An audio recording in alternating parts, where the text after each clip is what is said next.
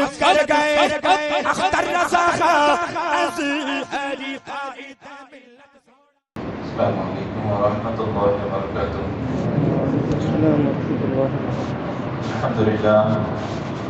الحمد للہ الذی فضل سیدنا مولانا محمدا صلی اللہ تعالی علیہ وسلم علی العالمین جميعا وأقامه يوم القيامة للمذنبين المتلوثين الخطائين الهالكين شفيعا فصلى الله تعالى عليه على محمد وآله وصحبه أجمعين. أما بعد فأعوذ بالله من الشيطان الرجيم. بسم الله الرحمن الرحيم. وذكرهم بأيام الله. صدق الله العظيم وبلغنا رسوله النبي الأمين المتين الكريم ونحن على ذلك لمن الشاهدين والشاكرين والحمد لله رب العالمين. محترم حضرات، جس آیت کریمہ کے مختصر سے حصے کو میں نے پڑھا اس سلسلے میں کچھ عرض کرنے سے پہلے آئیے ہم اور آپ مل کر کے نہایت ہی عقیدت و محبت کے ساتھ دل کی اتھاہ گہرائیوں سے نبی پاک جناب احمد مصطفیٰ محمد مصطفیٰ روحی فدا صلی اللہ تعالی علیہ وسلم کے دربار بہربار میں ہدیہ درود پاک پیش فرما لیں. اللہم صلی علی سیدنا مولانا محمد وعلی آل سیدنا مولانا محمد مبارک وسلم. صلو علیہ صلاۃ تبقی و تدوم بدوام ملک الحی القیوم. فارسی کی ایک کہاوت ہے، صحبت صالح ترا صالح کند اور صحبت طالح ترا طالح کند. اچھوں کی صحبت انسان کو اچھا بناتی ہے اور بروں کی صحبت انسان کو برا بناتی ہے. ہمارا دینی مذہبی رجحان، بزرگوں سے وابستگی، بزرگوں کی صحبت کے لیے کوشاں رہنا، کوششیں کرتے رہنا، ان کی زیارت کرنا اور ان کے اقوال کو سننا اور اس پر عمل کرنا، یہ یقیناً قابل ستائش ہے. قوم جب تک اپنے بڑوں کے قریب رہا کرتی ہے، بڑوں کی باتیں سنا کرتی ہے، اس وقت تک وہ محفوظ ہوتی ہے ہر طریقے سے، چاہے وہ دنیاوی ہو معاملہ ہو یا پھر وہ شرعی معاملہ ہو ہر اعتبار سے. اور جب شرعی اعتبار سے، دنیاوی اعتبار سے وہ صحیح رہے گی تو ظاہر سی بات ہے آخرت میں بھی اس کا مقام اور مرتبہ بہت اعلیٰ ہوگا. یہ چیزیں اس وقت حاصل ہوتی ہیں جبکہ آدمی اپنے بزرگوں سے قریب رہے. حضور ارشد میاں کی آمد ہے بنگلور میں. کل ایک میٹنگ بھی تھی اور آنے والے کل یشونت پور میں حضرت کا خطاب بھی ہوگا. بزرگوں سے وابستہ رہے، بزرگوں سے وابستہ رہے. میں یہ نہیں بولتا کہ صرف بزرگ وہی ہیں، جتنے بھی اکابرین ہیں سب ہمارے سروں کے تاج ہیں. اور کوئی بھی اگر معاملہ پیش آئے تو میں آپ کو خاص طور سے یہ تاکید کرتا ہوں، ہرگز آپ اپنی رائے کسی کے بارے میں کوئی بھی قائم نہ کریں. یہ ہم جیسے چھوٹوں کا حق نہیں ہے تو آپ جیسوں کا کیسے حق ہو جائے گا. معاملہ کوئی بھی ہو بڑوں کے سپرد کر دیا جائے اور جو بھی اکابرین آئیں تعظیم کریں، توقیر کریں، ان کی زیارت کے لیے حاضر ہوں، ان سے وعظ و نصیحت کو سنیں اور پوری زندگی اس پر عمل کرنے کی کوشش کریں. اسی میں ہماری کامیابی کامرانی ہے. اللہ ہم سب کے سروں پر ہمارے بزرگوں کا سایہ قائم و دائم رکھے، صحت و عافیت عطا فرمائے، عمر خضر عطا فرمائے اور ان کی صحبتوں سے ہم سب کو فیض یاب فرمائے. محترم حضرات، یہ صحبتوں کا ہی نتیجہ ہے کہ نبی پاک صلی اللہ تعالی علیہ وسلم کی صحبت میں جو لوگ رہے وہ صحابی کہلائے. صحابی کسے کہا جاتا ہے؟ فرماتے ہیں جنہوں نے اپنی ظاہری حیات میں پیغمبر کو دیکھا اور اسلام کو قبول کیا اور ان کا ایمان پر خاتمہ بھی ہوا، انہی کو صحابی کہا جاتا ہے. پیغمبر کو تو ابو جہل کی بھی آنکھوں نے دیکھا، ابو لہب کی بھی آنکھوں نے دیکھا، بلکہ کتنے دنوں تک صحبت میں بھی رہا، لیکن اس کے باوجود بھی فیضیاب نہ ہو سکا۔ پیغمبر کے خاندان کے حضرت بلال نہیں تھے، وہ حبشہ کے رہنے والے تھے۔ حبشہ ایک الگ ہی ملک ہے، وہاں کے رہنے والے عرب کے لوگ لمبے گورے ہوا کرتے تھے، حضرت بلال کالے کلوٹے تھے۔ لیکن جانتے ہیں پیغمبر کی صحبت کی وجہ سے جس کو فائدہ پہنچا وہ حضرت بلال رضی اللہ تعالیٰ عنہ۔ نیت صاف تھی، کدورت نہیں تھی، پیغمبر کو دل و جان سے چاہتے تھے، تو پیغمبر کی صحبت نے فائدہ پہنچایا۔ کچھ صحابہ کرام پر پیغمبر کی صحبت نے جلدی اثر کیا اور کچھ صحابہ کرام پر دیر سے کیا، لیکن صحبت کا اثر ہوا ضرور۔ بہت سارے صحابہ کرام، حضرت ابو بکر صدیق رضی اللہ تعالیٰ عنہ کی تاریخ آپ مطالعہ کریں۔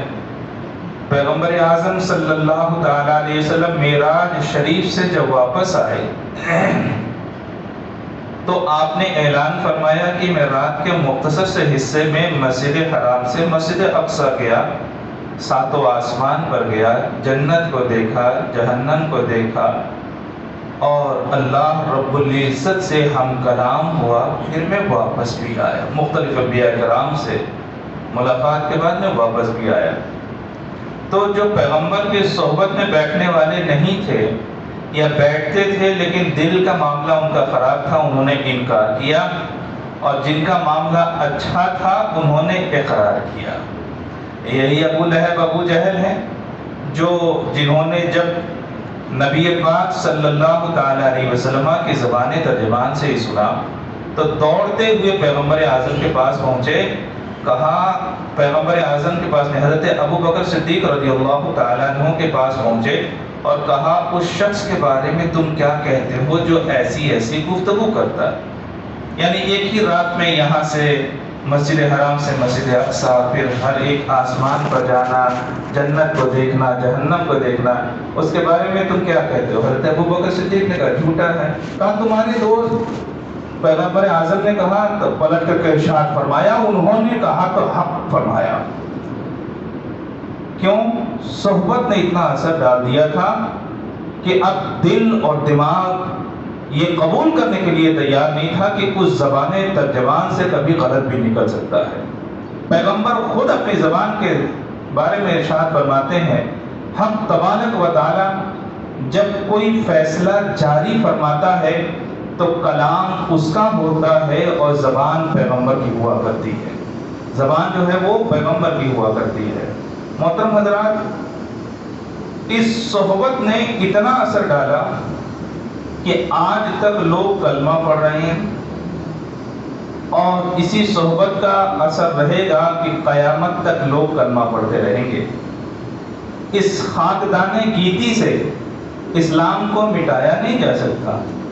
ہاں، اسلام کے ماننے والوں کو آزمائش میں ضرور ڈالا جا سکتا ہے، تو آزمائش ہمارا حق ہے، آزمائش ہمارا حق ہے، ہم ہی آزمائے جائیں گے۔ حضرت ابو منصور حلاج نے فرمایا تھا انا الاحق، میں زیادہ حقدار ہوں۔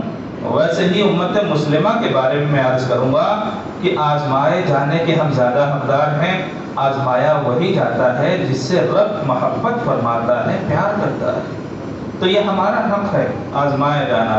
تو پیغمبر کی صحبت نے کس کو کیسا کیسا بنایا، کیسا کیسا بنا۔ اس زمانے کے جو بڑے سخت دل تھے ان کو بھی پگھلا کر کے رکھ دیا۔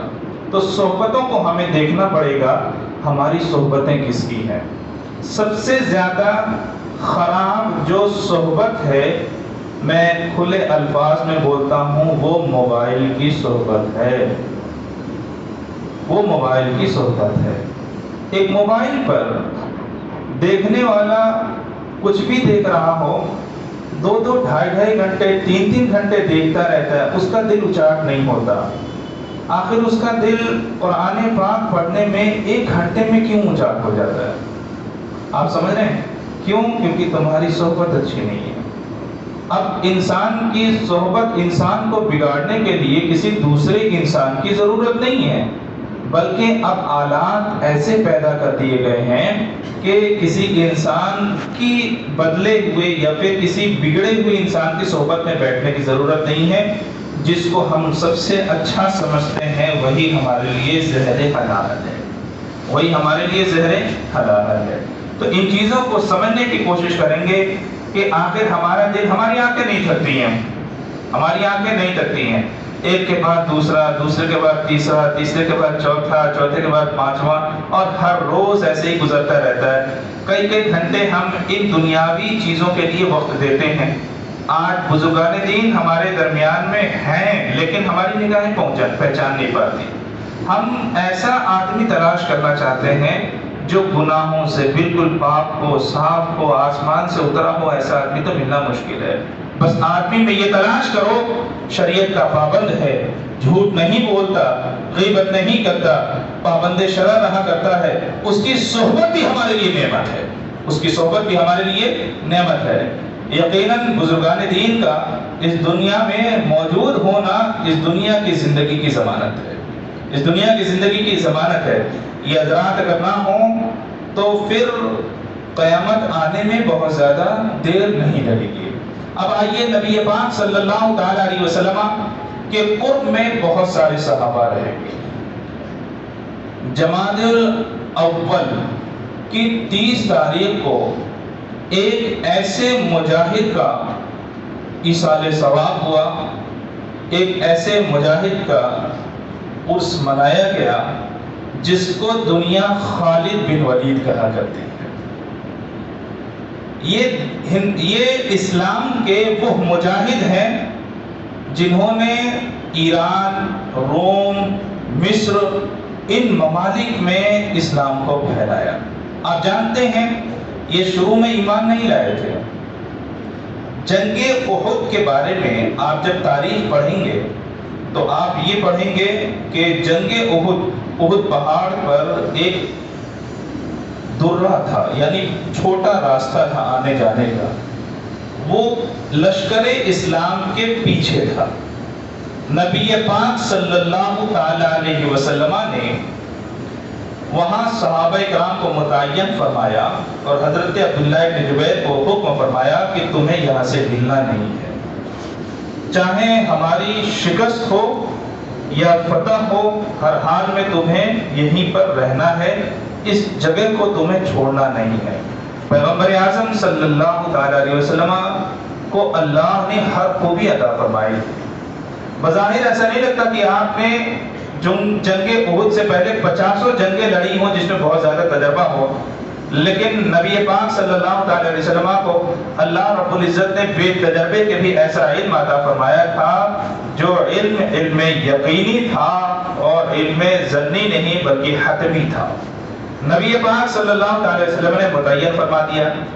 شروع میں مسلمانوں کو فتح حاصل ہوئی، کفار جو سامنے تھے میدان چھوڑ کر کے بھاگنے لگے، مسلمان ان کے پیچھے گئے، ان کے اوزار وغیرہ لینے لگے۔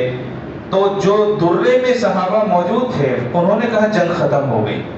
حضرت عبداللہ بن جبیر نے فرمایا کہ نہیں، پیغمبر نے فرمایا کہ چاہے شکست ہو یا فتح ہو تمہیں اس جگہ کو نہیں چھوڑنا۔ تو دوسرے صحابہ میں رائے میں اختلاف ہوا، دوسرے صحابہ نے کہا ہاں پیغمبر نے یہ فرمایا تھا لیکن اب تو جنگ ختم ہو گئی ہے، اب تو جنگ ختم ہو گئی ہے، لہٰذا اب ہمیں چلنا چاہیے۔ 40 صحابہ وہاں سے نکل گئے، 10 صحابہ موجود رہے۔ آپ جانتے ہیں تاریخ ہماری یہ بتاتی ہے حضرت خالد بن ولید جب کفار کا لشکر بھاگ رہا تھا اس وقت تک ایمان نہیں لائے تھے، اس وقت تک ایمان نہیں لائے تھے۔ چنانچہ آپ ایک جگہ 200 سواروں کو لے کر کے انتظار کر رہے تھے اور آپ نے دیکھا کہ وہ راستہ جب خالی ہو گیا تو آپ نے اسی سے حملہ کیا اور اسلامی لشکر کے پیچھے کی طرف سے حملہ ہوا، سامنے کی طرف سے کفار بھی موجود تھے، تو ایک طرح سے اسی میں نبی پاک صلی اللہ علیہ وسلم کو چوٹ بھی آئی، بہت سارے صحابہ بھی شہید ہوئے۔ حضرت خالد بن ولید رضی اللہ اس وقت تک ایمان نہیں لائے تھے، آپ صلح حدیبیہ کے موقع پر ایمان لائے۔ آپ صلح حدیبیہ کی پیغمبر کی صحبت نے اثر کیا، پیغمبر کو دیکھا، بہت قریب سے دیکھا، پیغمبر کی خبر کو سنتے رہے. صحابہ کرام آ کر کے حضرت خالد بن ولید رضی اللہ تعالیٰ عنہ کو بار بار بولتے رہے کہ یہ پیغمبر ہمیشہ سچ بولا کرتے ہیں، پیغمبر ہمیشہ سچائی کا حکم دیا کرتے ہیں، پیغمبر غریبوں کے ستانے کو ظلم کہا کرتے ہیں، پیغمبر جو ہے ہمیشہ انسان کا حکم دیا کرتے ہیں. یہ وہ باتیں تھیں جو صحابہ کرام یا کوئی بھی زمانہ ہو اس زمانے میں یہ باتیں دلوں پر اثر کرتی ہیں، کیونکہ سچائی میں اللہ رب العزت نے بڑی قوت رکھی ہے. حضرت خالد بن ولید رضی اللہ تعالیٰ عنہ مختلف اوقات میں سنتے رہے، تلوار نہ اٹھائی، اس کے بعد تلوار کبھی نہ اٹھائی. پھر صلح حدیبیہ کے موقع پر جب صلح ہو گئی، نبی پاک صلی اللہ تعالیٰ علیہ وسلم کی بارگاہ میں جھجکتے ہوئے حاضر ہوئے، کیونکہ معلوم تھا کہ میں نے کئی ایک صحابہ کو بھی قتل کیا ہے نا، جب اسلام نہیں لائے تھے.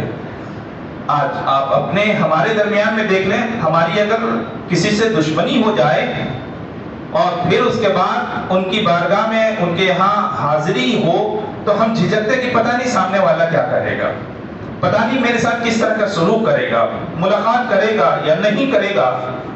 اور پیغمبر کی قوت تو اس وقت اٹھتی ہوئی قوت تھی. صلح حدیبیہ کے بعد مسلمان مضبوط ہوتے جا رہے تھے تو اس وقت اٹھتی ہوئی قوت تھی. حضرت خالد بن ولید کے ذہن میں یہ بات تھی کہ کہیں پیغمبر آپ کو واپس نہ کرتے.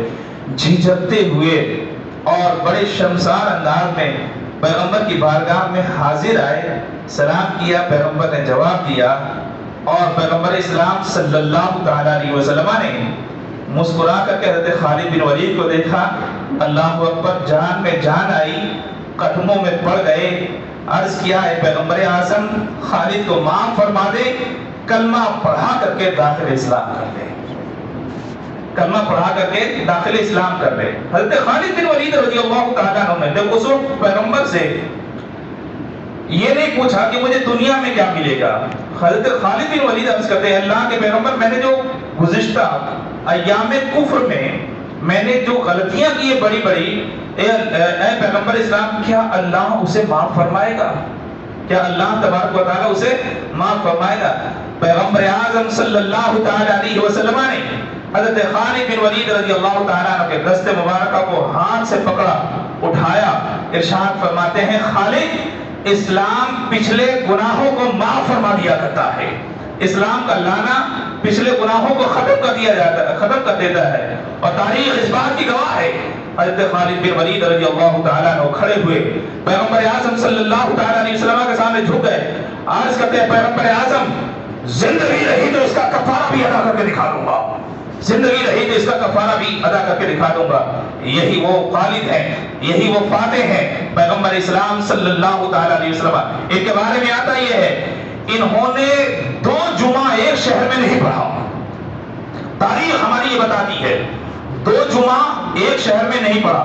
ایک جمعے کو ایک شہر فتح کیا اور دوسرے جمعے کو دوسرا شہر فتح کیا، تیسرے جمعے کو تیسرا شہر فتح کیا.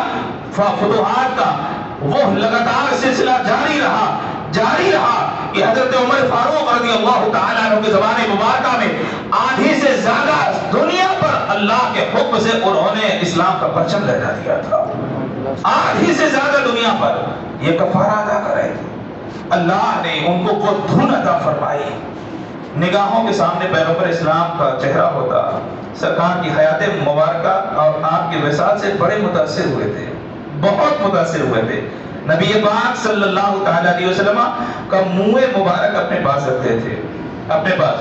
یہ جو ہم منہ مبارک کی زیارت کرواتے ہیں یہ آج کی سنت نہیں ہے، یہ تو طریقہ ہم کو صحابہ کرام نے بتایا. یہ تو طریقہ ہم کو صحابہ، پیغمبر خود ایک دنیا کی سب سے بڑی برکت کا نام ہے اور پیغمبر کے جسم سے لگا ہوا ہر حصہ بھی باعث برکت ہوا کرتا ہے.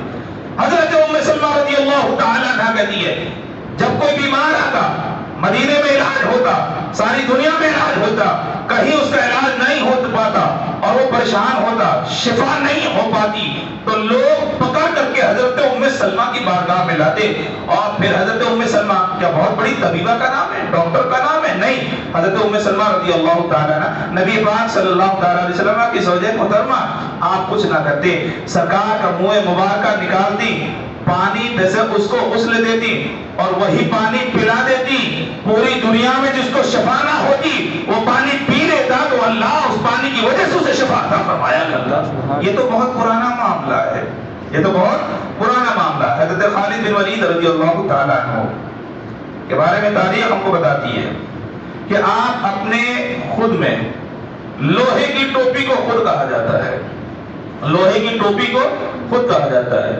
دوران جنگ لوگ استعمال کرتے ہیں لوہے کی ٹوپی.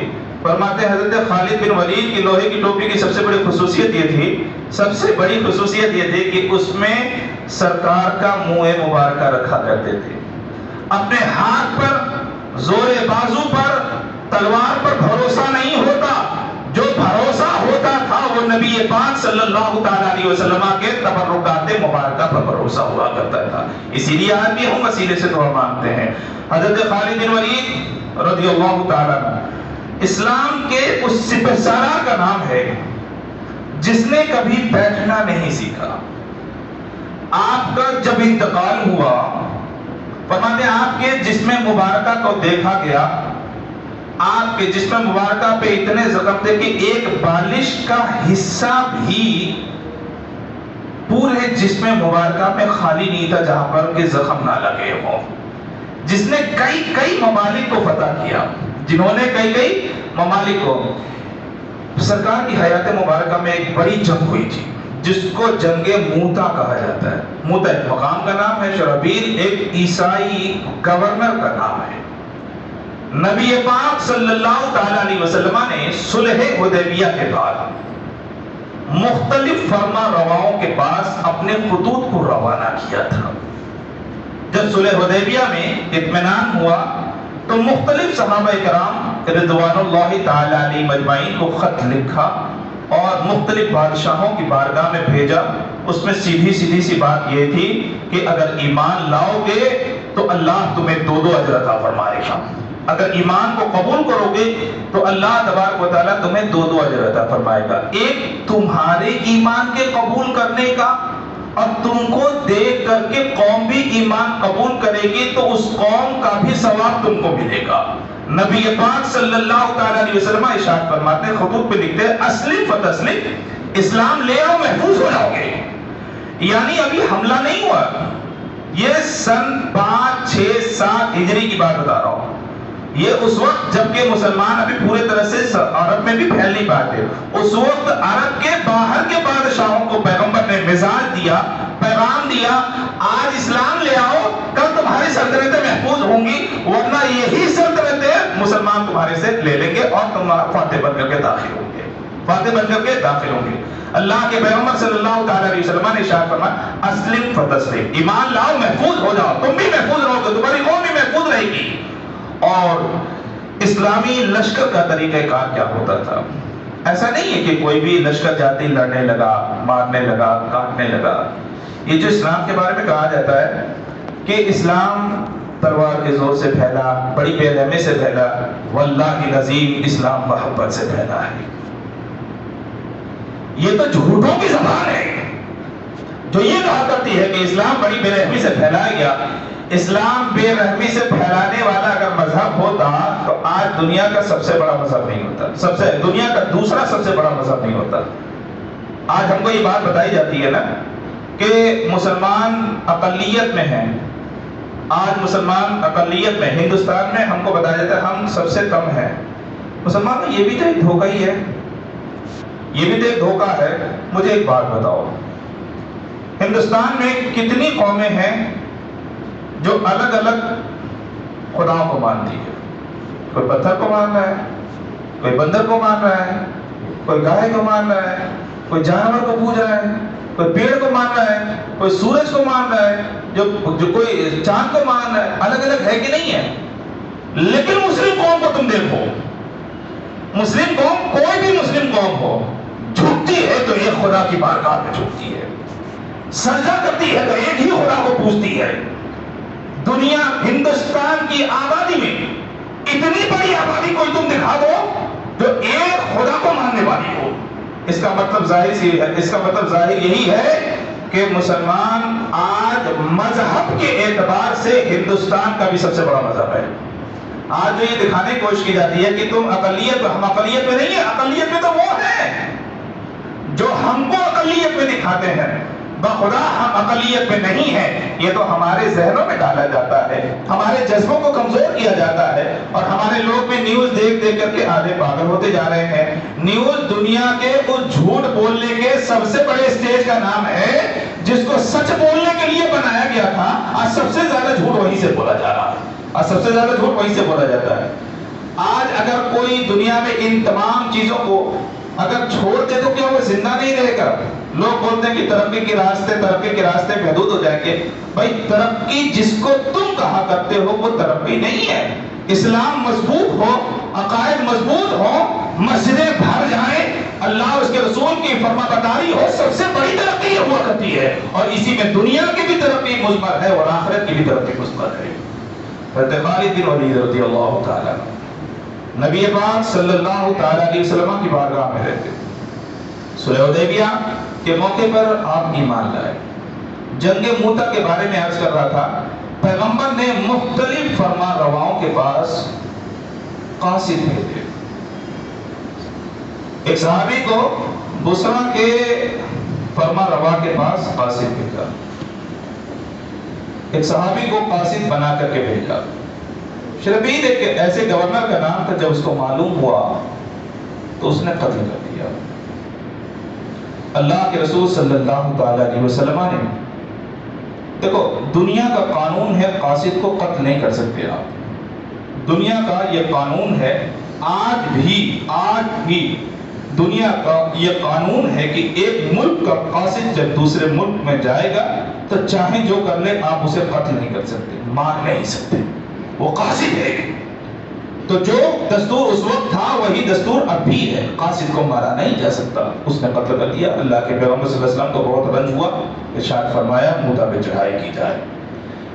سرکار کے زمانے میں جو جنگیں لڑی گئیں وہ دو طرح کی تھی. ایک کو غزوات کہا جاتا ہے، ایک کو سریہ کہا جاتا ہے. پیغمبر خود جس جنگ میں شریک رہے اس کو غزوہ کہا جاتا ہے، اور جس جنگ میں خود نہ شریک رہے بلکہ دوسرے صحابہ کو سپہ سالار بنا کر کے بھیج دیا اس کو سریہ کہا جاتا ہے. نبی پاک صلی اللہ تعالی علیہ وسلم نے اعلان فرمایا، مدینہ پاک کے ایک مقام پر تقریباً 3000 صحابہ جمع ہو گئے. تقریباً 3000 صحابہ جمع ہو گئے. پیغمبر اسلام صلی اللہ تعالی علیہ وسلم نے ارشاد فرمایا موتا کی طرف کوچ کیا جائے، موتا کی طرف روانہ ہو جائے. اس موقع پر نبی پاک صلی اللہ تعالی علیہ وسلم نے مختلف صحابہ اکرام کو سپہ سالار بنایا. آپ نے ارشاد فرمایا سپہ سالار حضرت عبداللہ ابن رواحہ ہوں گے، اگر وہ نہ رہیں تو حضرت جعفر تیار ہوں گے، وہ نہ رہیں تو پیغمبر اسلام صلی اللہ تعالی علیہ وسلم نے آخری موقع پر ارشاد فرمایا کہ لشکر اسلام جس کو چاہے اپنا امیر منتخب کر لے، جس کو چاہے اپنا امیر منتخب کر لے. یہ 3000 کا لشکر، صحابہ اکرام ظاہر سی بات ہے بہت بڑے مالدار تو تھے نہیں، بے سر و سامانی کے عالم میں اللہ کے حکم، اللہ کے رسول صلی اللہ تعالی علیہ وسلم نے حکم دیا تو سب گھروں سے نکل پڑے. مہینوں کا سفر کر کے مقام موتا پر پہنچے. وہاں جب گورنر کو معلوم ہوا کہ اسلامی لشکر آ رہا ہے، اسلامی فوجیں آ رہی ہیں، تو اس نے 1-2 نہیں، 1-2 ہزار نہیں، 1,00,000 کا لشکر جمع کر دیا. اب سوچو ہم جیسا آدمی ہوتا تو لڑتا، ہم جیسا آدمی ہوتا تو لڑتا. بھائی 2 گنا ہو بات الگ ہے، 3 گنا ہو بات الگ ہے، یہ 90 گنا زیادہ ہو جائے تو لڑے گا کون؟ یہاں 3000، وہاں 1,00,000، یہاں بے سر و سامانی، وہاں سارا سامان موجود ہے، اور یہاں کا حال یہ کہ سفر کر کے تھکے ہوئے ہیں، وہ بالکل تازہ دم موجود ہے. انہوں نے اپنا لشکر بھی جمع کر لیا، اپنے بادشاہ کا بھی لشکر منگوا لیا. تو ظاہر سی بات ہے ان کی طاقت بہت زیادہ تھی. اب صحابہ کرام رضوان اللہ تعالی علیہ مجمعین نے، بعض لوگوں نے مشورہ دیا کہ ان حالات سے پیغمبر اسلام صلی اللہ تعالی علیہ وسلم کو آگاہ کیا جائے تاکہ مزید فوج آ سکے، لڑائی جاری رکھی جا سکے۔ اور بعض لوگوں نے یہ مشورہ دیا چونکہ لشکر زیادہ ہے، اس سے اتنے بڑے لشکر سے لڑا نہیں جا سکتا، اس لیے واپسی کا معاملہ ہو۔ اللہ اکبر! ایک صحابی کھڑے ہوئے ارشاد فرمایا پیغمبر نے یہ تھوڑی نہ بتایا ہے کہ وہاں پہ کتنا لشکر ہوگا، اتنا لشکر ہوگا تبھی تم لڑنا ورنہ نہیں لڑنا، یہاں تم اسلام کی خاطر آئے ہو نا۔ ایک مسلمان کا شیوا دو ہی ہوتا ہے، یا تو فاتح بنے گا تو غازی کہلائے گا، اور اگر وہاں پر فاتح نہ بن سکا تو شہید کہلائے گا۔ دو ہی منزل ہوتی ہے، دونوں منزلوں میں اسے جنت ملا کرتی ہے۔ تمہارا انعام دنیا کا کوئی انعام نہیں ہے۔ ان اللہ اشتری من المؤمنین انفسهم واموالهم بان لهم الجنہ، رب العزت نے مومنوں کی جان کو خرید لیا ہے جنت کے بدلے میں، تو تمہارا مقام جو ہے وہ تو جنت ہے۔ تم اس کے چکر میں کیوں پڑے ہوئے کہ تمہارا لشکر منگوایا جائے، واپس چلا جائے، اتنا بڑا لشکر ہے۔ ارے پیغمبر جنہوں نے بھیجا ہے وہ ان کی نگاہیں ہم کو بھی دیکھ رہی ہے اور آنے والے لشکر کو بھی دیکھ رہی ہے۔ اللہ اکبر! جنگ شروع ہوئی تو 3000 کی ایک حیثیت کیا ہوتی ہے؟ لشکر جو کفار کا لشکر تھا اس نے چاروں طرف سے گھیر لیا، اور پیغمبر الحمدللہ مدینہ پاک میں بیٹھے ہوئے ہیں اور آنکھوں سے سب کچھ دیکھ رہے ہیں، سب کچھ دیکھ رہے ہیں۔ حضرت عبداللہ ابن رواحہ رضی اللہ تعالیٰ عنہ شہید ہو گئے۔ آپ نے ارشاد فرمایا عبداللہ ابن رواحہ ہمارے درمیان میں نہ رہے۔ آج ہوتا، فون آتا، میسج کیا جاتا، بہت دیر کے بعد یہ معاملہ ہم تک پہنچتا۔ پیغمبر اسلام صلی اللہ علیہ وسلم جس زمانے میں کچھ نہ تھا حقیقت میں اسی زمانے میں سب کچھ موجود تھا۔ پیغمبر نگاہوں سے دیکھ کے ارشاد فرماتے ہیں عبداللہ ابن رواحہ نہ رہے، شہید ہو گئے۔ اللہ اکبر! جنگ جاری رہی، جنگ جاری رہی۔ حضرت جعفر طیار جو دوسرے سپہ سالار مقرر ہوئے تھے وہ بھی شہید ہو گئے۔ اب یہ ہوا کہ اب کیا جائے؟ لشکر اسلام نے اس وقت حضرت خالد بن ولید رضی اللہ تعالیٰ عنہ کو اپنا سپہ سالار مقرر کیا، اور آپ نے صفوں کی ترتیب کو پلٹ دیا۔ آپ نے صفوں کی ترتیب کو پلٹ دیا۔ دن بھر جنگ جاری رہی، رات تک۔ رات جب ہوئی تو ادھر کی فوج ادھر ہو گئی، ادھر کی فوج ادھر ہو گئی، تو حضرت خالد بن ولید کو اللہ رب العزت نے بے پناہ ذہانت عطا فرمائی تھی، بے پناہ ذہانت عطا فرمائی تھی۔ لشکر میں 3 حصے ہوتے ہیں، 4 حصے ہوتے ہیں۔ ایک بیچ کا حصہ جس کو قلب کہا جاتا ہے، ایک سیدھے طرف والا حصہ جس کو میمنہ کہا جاتا ہے، ایک الٹے طرف والا حصہ ہوتا ہے جس کو میسرہ کہا جاتا ہے، اور ایک پیچھے والا حصہ ہوتا ہے جس کو محفوظہ کہا جاتا ہے۔ سمجھ رہے ہیں آپ؟ ایک سیدھے طرف والا حصہ، ایک الٹے طرف والا، اور ایک بیچ والا، اور بیچ کے پیچھے جو ہوتا ہے وہ ریزرو جو ہوتا ہے دستہ، اس کو ریزرو کہا جاتا ہے، محفوظہ۔ حضرت خالد بن ولید رضی اللہ تعالیٰ کو رات بھر سوچتے رہے کیا جائے، ان کے اوپر اثر کیسے ڈالا جائے۔ بے پناہ ذہین ذہانت کے مالک، چنانچہ دوسرے دن انہوں نے کیا کیا، جو سیدھے طرف والا حصہ تھا مسلمانوں کا اس کو اٹھا کر کے الٹے طرف کر دیا، الٹے طرف والے حصے کو اٹھا کر کے سیدھے طرف کر دیا، اور جو بیچ والا حصہ تھا اس کو پیچھے کر لیا، اور جو محفوظہ تھا پیچھے والا اس کو آگے کر دیا۔ اب جب کفار کا لشکر سامنے آیا تو وہ ہر روز جو جنگ لڑ رہا تھا وہ جانے پہچانے چہروں کو دیکھ رہا تھا۔ جو دائیں تھا دائیں والوں کو دیکھتا تھا، بائیں تھا بائیں والوں کو دیکھتا تھا، جو بیچ والوں سے لڑتا تھا وہ بیچ والوں کو دیکھتا تھا۔ لیکن حضرت خالد بن ولید رضی اللہ تعالیٰ عنہ نے ساری ترتیب کو پلٹ دیا، دائیں کو بائیں، بائیں کو دائیں، اور بیچ والے کو پیچھے، پیچھے والے کو آگے کر دیا۔ نفسیاتی طور پر دشمن کو یہ پیغام گیا کہ مسلمانوں کا یہ وہ لشکر نہیں ہے، راتوں رات قوم پہنچ گئی ہے، مسلمانوں کا نیا لشکر آ گیا ہے۔ اب ان کے دلوں میں کمزوریاں پیدا ہونے لگی۔ حضرت خالد بن ولید رضی اللہ تعالیٰ عنہ اس بے جگری سے لڑے، اس بے جگری سے لڑے۔ اللہ اکبر! 9 تلواریں ٹوٹ گئی، فتح یاب ہوئے، سرکار کی بارگاہ پہ آئے، سرکار کائنات صلی اللہ علیہ وسلم نے کھڑے ہو کر استقبال فرمایا، ارشاد فرماتے ہیں خالد تمہارا نام اللہ تبارک و تعالیٰ کی طرف سے متعین ہوا ہے، اور تمہارا لقب آپ سے سیف اللہ ہوگا۔ اللہ کی تلوار جسے کہا گیا، لڑے تو کس کے لیے لڑے؟ اللہ کے پیغمبر صلی اللہ علیہ وسلم کی بارگاہ میں حاضر آ کر کے جھک کر کے کہتے ہیں اے اللہ کے پیغمبر میرا کفارہ ادا ہوا کہ نہیں ہوا، میرا کفارہ ادا ہوا کہ نہ ہوا۔ آپ سوچ سکتے ہیں کہ یہ کیسے صحابی ہیں، جنون ایسا کہ مدینہ پاک میں رہنا نہیں چاہتے تھے، ہمیشہ میدان جنگ میں ہی رہا کرتے۔ حضرت خالد بن ولید رضی اللہ تعالیٰ کو اپنے پاس گھوڑوں کی ایک بڑی تعداد رکھتے، اپنے پاس ہتھیاروں کی بھی ایک بڑی تعداد رکھتے۔ حضرت عمر رضی اللہ تعالیٰ عنہ نے اپنے زمانے میں جس سپہ سالار پر سب سے زیادہ اعتماد اور بھروسہ کیا وہ حضرت خالد بن ولید رضی اللہ تعالیٰ، اپنے پاس سب سے زیادہ گھوڑے بھی رکھتے تھے، اپنے پاس سب سے زیادہ ہتھیار بھی رکھتے تھے۔ پیغمبر اسلام صلی اللہ تعالیٰ علیہ وسلم سے بعض لوگوں نے شکایت کی خالد اتنے زیادہ سامان رکھتے ہیں لیکن زکوٰۃ نہیں دیتے ہیں۔ یہ بخاری شریف کی حدیث مبارکہ ہے۔ نبی پاک صلی اللہ علیہ وسلم سے بعض لوگوں نے شکایت کی کہ خالد جو ہے وہ اتنا زیادہ سامان رکھتے ہیں، تو بھائی جو سامان استعمال سے زائد ہو اس پہ زکوٰۃ ہے نا، استعمال کرنے والی چیزوں پہ اس پہ زکوٰۃ نہیں ہے، لیکن باقی چیزوں پہ تو ہے۔ تو بعض لوگوں نے شکایت کی، اللہ اکبر، پیغمبر نے حضرت خالد کی طرف سے ارشاد فرمایا میں خالد کو جانتا ہوں، وہ اسلام کی کبھی نافرمانی نہیں کر سکتا، وہ کبھی، بھائی آپ سوچ کر کے دیکھو جس کی پشت پناہی پیغمبر کرے وہ دنیا کی کتنی عظیم ذات ہوگی۔ آج ایک انسان دوسرے انسان کی پشت پناہی نہیں کر رہا، تعریف نہیں کر رہا۔ یہاں پیغمبر حضرت خالد بن ولید رضی اللہ تعالیٰ عنہ کے بارے میں فرماتے ہیں کہ خالد کبھی اللہ اور اس کے رسول کے نافرمانی نہیں کر سکتے، حکم کی نافرمانی نہیں کر سکتے۔ اور آپ نے ارشاد فرمایا جن سامانوں کو تم دیکھتے ہو خالد نے اپنے لیے نہیں جمع کیا بلکہ لشکر اسلام کے لیے جمع کر رکھا ہے، بلکہ لشکر اسلام کے لیے اس کو جمع کر رکھا ہے۔ ایران میں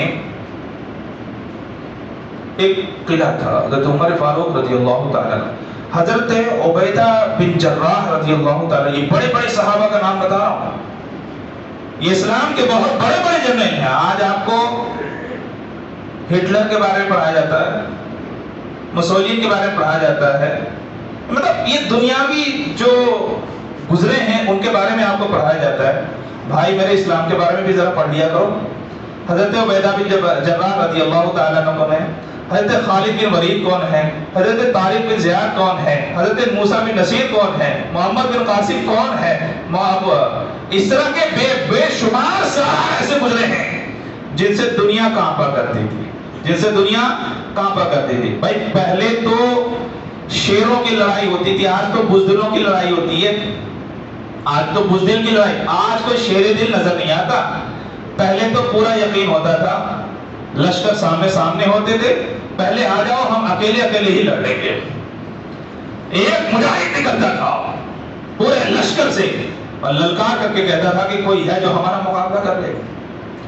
کیا وہ طاقت کے بھروسے پہ ایسے کرتا تھا؟ اس کو نہیں معلوم کہ مطلب ایک مرتبہ بھی تلوار کا وار چوکا تو وہ ختم ہو جائے گا، گردن کٹ جائے گی، جسم دو ٹکڑے میں پڑ جائے گا، اس کو نہیں معلوم ہوتا تھا۔ ہاں معلوم ہوتا تھا، لیکن اس کے باوجود اس کے دل میں یہ بات رہتی تھی کہ میرا رب جب تک چاہے گا میرے سینے میں سانس چلتی رہے گی اور میرا رب جب تک نہیں جائے گا اس وقت تک میری موت نہیں آئے گی۔ یہ ان کا ایمان تھا، نکلتے تھے تو باقاعدہ اعلان ہوتا تھا ہے تمہارے لشکر میں جو ہمارا کوئی مقابلہ کر سکتے، تو ان بہادروں کو ہم بولتے بہادر ہے۔ آج کل کے بہادروں کو کیا حال ہے؟ ہتھیاروں کے بیس پر، ہتھیاروں کی بنیاد پر۔ اب تو فوجیں سامنے بھی نہیں آتی ہیں، ویسی مارا کاٹی لگی رہتی ہے۔ آج کی جنگ تو بزدلوں کی جنگ ہے، اس زمانے کی جنگ واقعی بہادروں کی جنگ ہوا کرتی تھی، اس زمانے کی جنگ بہادروں کی جنگ ہوا کرتی تھی۔ اور بہادر انسان کو کون سی چیز ہے جو بناتی ہے؟ فرماتے ہیں وہ ایمان کامل کا ہونا ہے۔ ہاتھ کی طاقت یہ بہادری کی علامت نہیں ہے۔ بڑے بڑے لوگ کسی انسان کو قتل ہوتے ہوئے دیکھیں، گردن کو کٹتے ہوئے دیکھیں تو اوسان خطا کر جاتے ہیں، پریشان ہو جایا کرتے ہیں، حواس گم ہو جایا کرتے ہیں، اور اتنے زیادہ پریشان ہو جاتے ہیں کہ کئی دن تک کھانا نہیں کھاتے، کئی دنوں تک ان کے اوپر وہ بدحواسی کا ایک اثر ان کے ذہن پہ طاری ہو جایا کرتا ہے۔ لیکن قربان جاؤ یہ ایمان کی طاقت ہے جس طاقت پر کوئی دوسری طاقت اثر ہی نہیں کیا کرتی۔ کہتے ایران کے بادشاہ نے خالد کو تانا دیا تھا، خالد اگر تم واقعی اپنے آپ کو مسلمان کہتے ہو، اتنے ہی ایمان کے مضبوط مانے جاتے ہو، ایک زہر کا پیالہ پیش کر دیا، کہتے کہ اپنے پیغمبر اور اپنے اسلام کے نام پر پی کھاؤ۔ تاریخ ہم کو یہ بتاتی ہے، حالانکہ ہوتا نہیں ہے اس طرح کا، حالانکہ معاملہ ہوتا نہیں اور اس طرح کرنا بھی نہیں چاہیے، لیکن حضرت خالد بن ولید نے وہ پیالہ اٹھایا، پی گئے اور کچھ بھی اثر نہ ہوا۔ تاریخ لکھنے والے یہ لکھتے ہیں کہ اگر وہی زہر 10 ہاتھیوں کو پلایا جاتا تو وہ ہاتھی مر جاتے، 10 ہاتھیوں کو پلایا جاتا۔ اگر ایمان کامل بن جائے انسان کا تو اللہ تبارک و تعالیٰ بھی اس کی محافظت فرمایا کرتا ہے، اس کی محافظت فرمایا کرتا ہے۔ تو ان سپہ سالاروں، ان بڑوں کی بات بتانے کا مقصد یہ ہے کہ یہ بڑے بنے کیسے؟ کہتے ہیں اچھی صحبتوں میں رہے تبھی تو بڑے بنے، اچھی صحبتوں میں رہے۔ پیغمبر سے بہتر صحبت کس کی ہو سکتی ہے؟ دنیا میں اللہ تبارک و تعالیٰ نے جس ذات کا مماثل پیدا نہیں فرمایا وہ پیغمبر اعظم صلی اللہ تعالیٰ علیہ وسلم کی ذات مبارکہ ہے، اور آپ کی ذات مبارکہ کی صحبت میں جو رہا وہ اپنے وقت کا اعلیٰ سے اعلیٰ ہی بنتا چلا گیا ہے۔ آج ضرورت اس بات کی ہے ہم بھی اپنے بزرگوں کو پہچانیں، اچھی صحبتوں میں رہنا سیکھیں۔ اللہ تبارک و تعالی ہم سب کو اچھی صحبت عطا فرمائے، بزرگوں سے وابستہ رہنے کی توفیق عطا فرمائے، اور ہمارے بزرگوں کا سایہ تعدیر صحت و عافیت کے ساتھ ہم سبوں کے سروں پہ قائم دائم فرمائے۔ وما علینا الا البلاغ۔